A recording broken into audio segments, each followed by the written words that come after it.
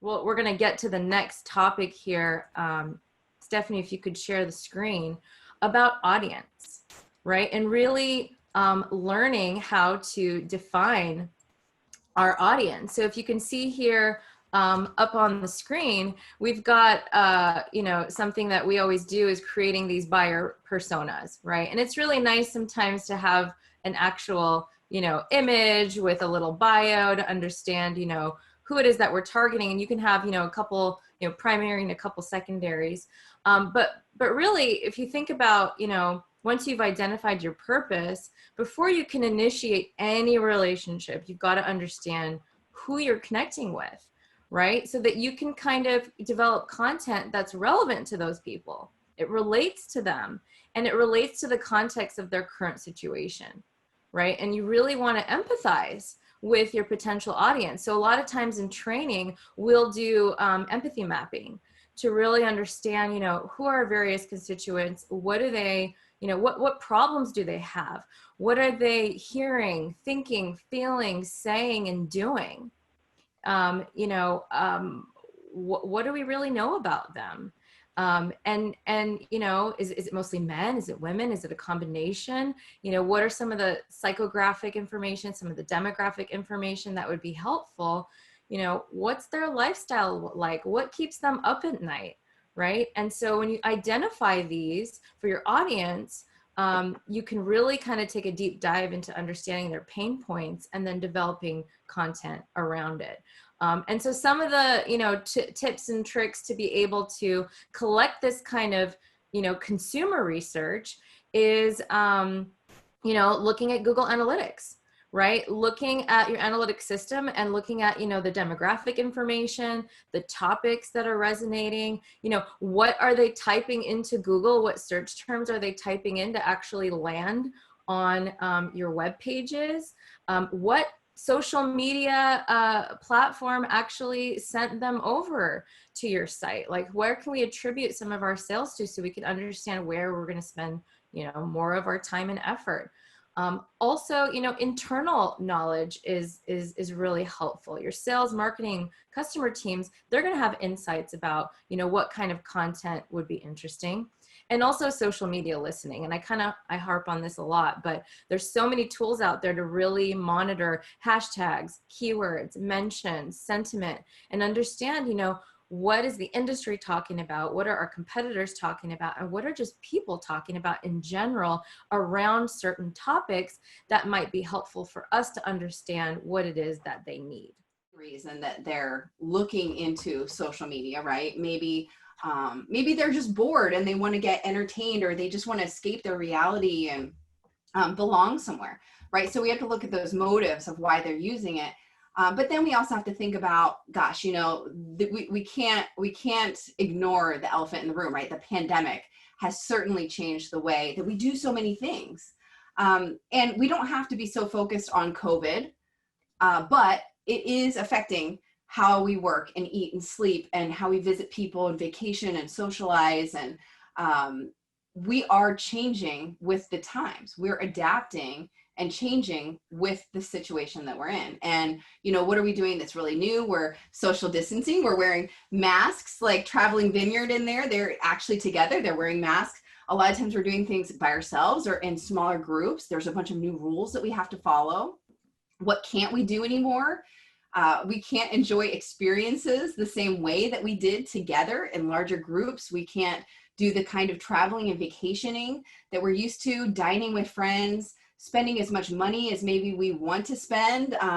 I haven't gotten my hair cut in so long. I mean, my hair is about to hit the floor right now. We can't go to the salon.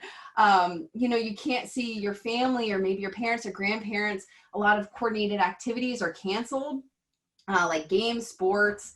Shopping and retail is really different, and you can't really try things on anymore. So there are some ways that this can really be a trend that you can take advantage of, or something that's happening that you have to account for. And then we need to look at, well, what are people doing then? What are people doing instead, right? They're working from home.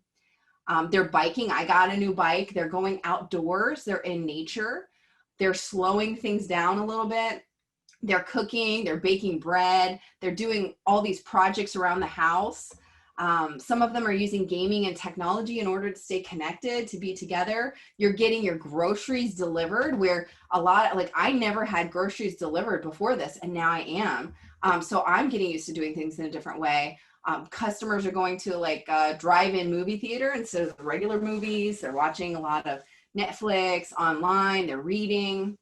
They're eating comfort foods, right? They're drinking a lot. Alcohol sales are up. They're day drinking. They're doing a lot of new skincare routines and health, beauty, makeup routines at home. And, you know, we've seen some trends that have come and gone, right? Like at the beginning of the pandemic, people were dressing up to take out their trash. And they just wanted to get dressed up to do something. And then now we've gotten so comfortable wearing, you know, half of a wardrobe and being really relaxed potentially.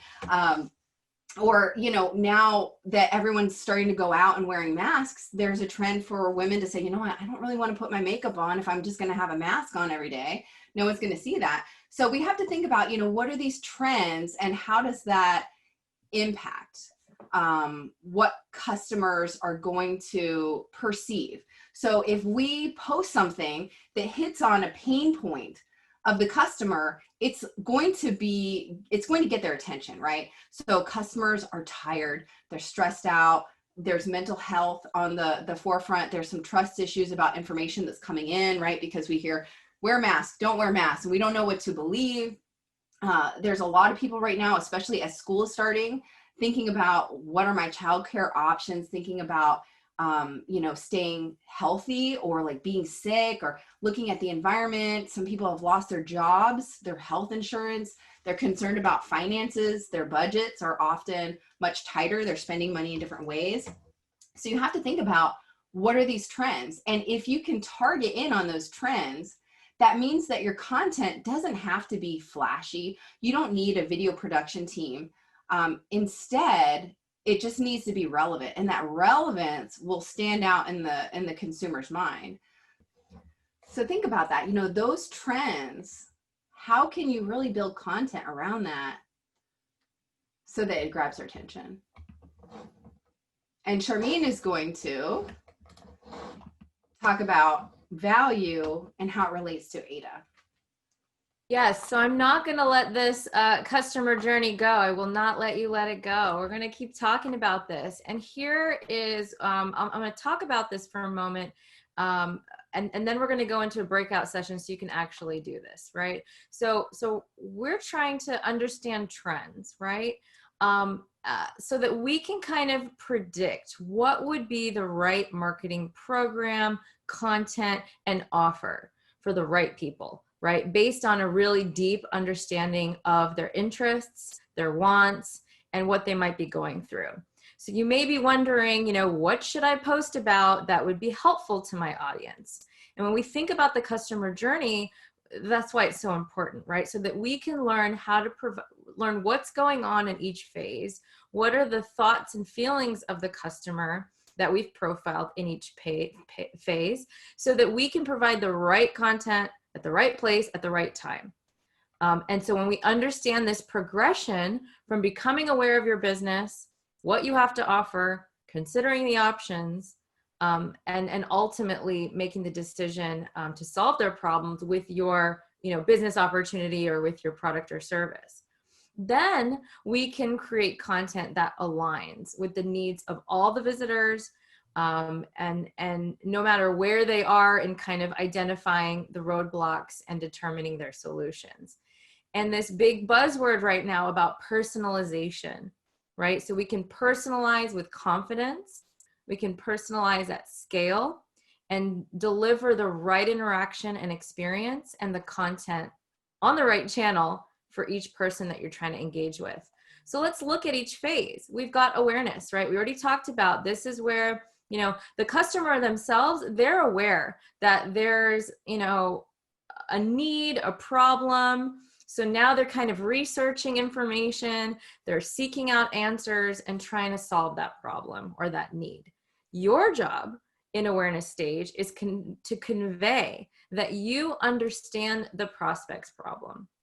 and provide information and resources that's going to help them better navigate that problem or need. So you might have social media posts, Google ads, social media ads, and then an interest, right?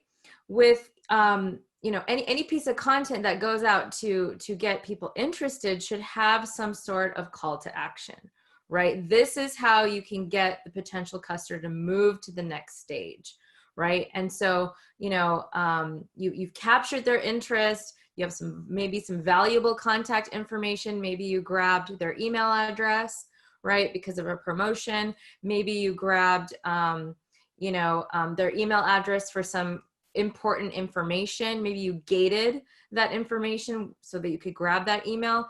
And now you're going to start talking about what is the key differentiator.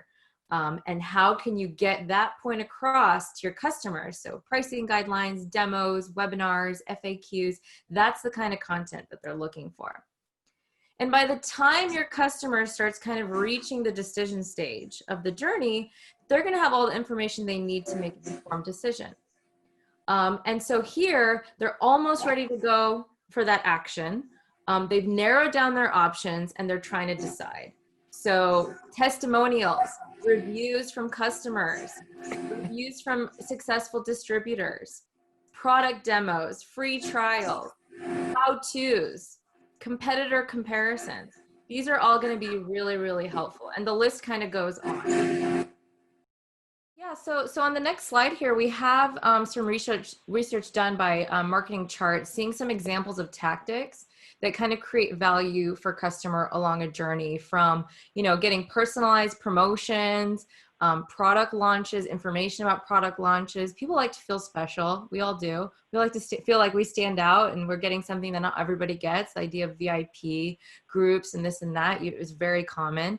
But really, even like product recommendations, these are the kind of things that push and nurture people along this journey. So those are some examples there. And I think, Steph, you're going to get into engagement, which is really, really the meat here we want to get to with you guys and get some breakout sessions going. So let's do this. Great. Yes. We want to switch gears over to engagement.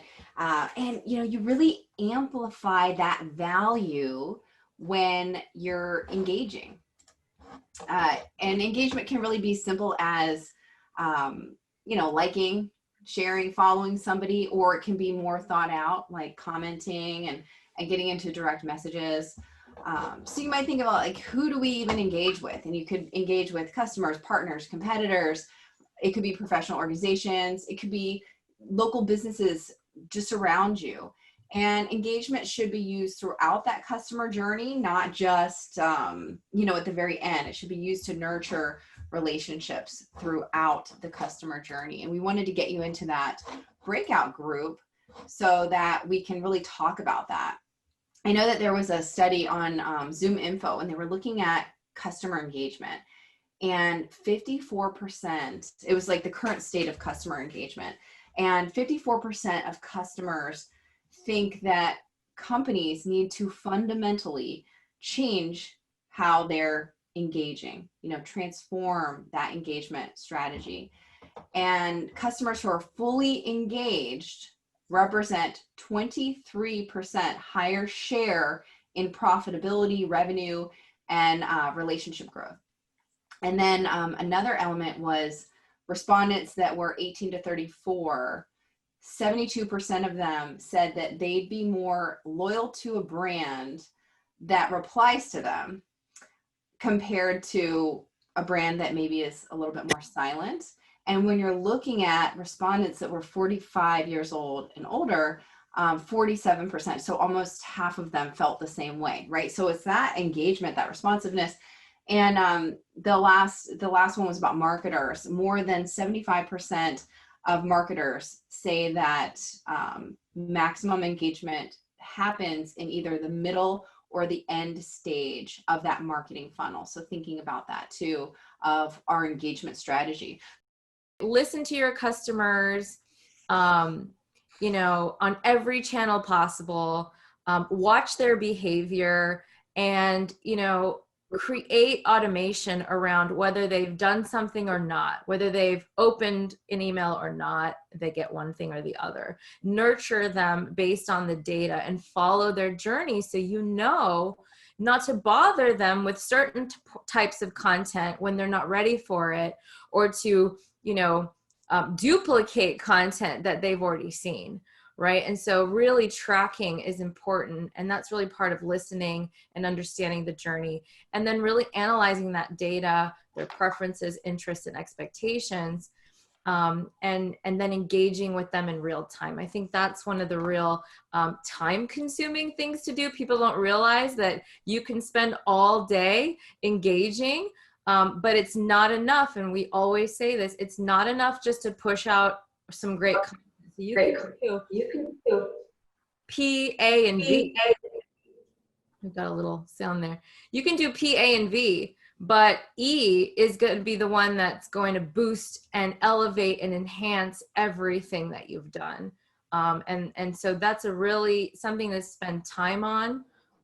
And, again, providing value, sharing things that are interesting, that establish you as a thought leader, and really being what you see in front of you, a powerful conversationalist that shares positive thoughts and energy. We all need to be elevated right now. We're all going through tough times relative to our lives. You want to empower people, and always remembering, if you wouldn't do it offline, don't do it online. It's all people we're talking to. We're socializing on social. We're connecting, right? We're building community. And when you put that mindset, into your minds, you really will succeed. Absolutely.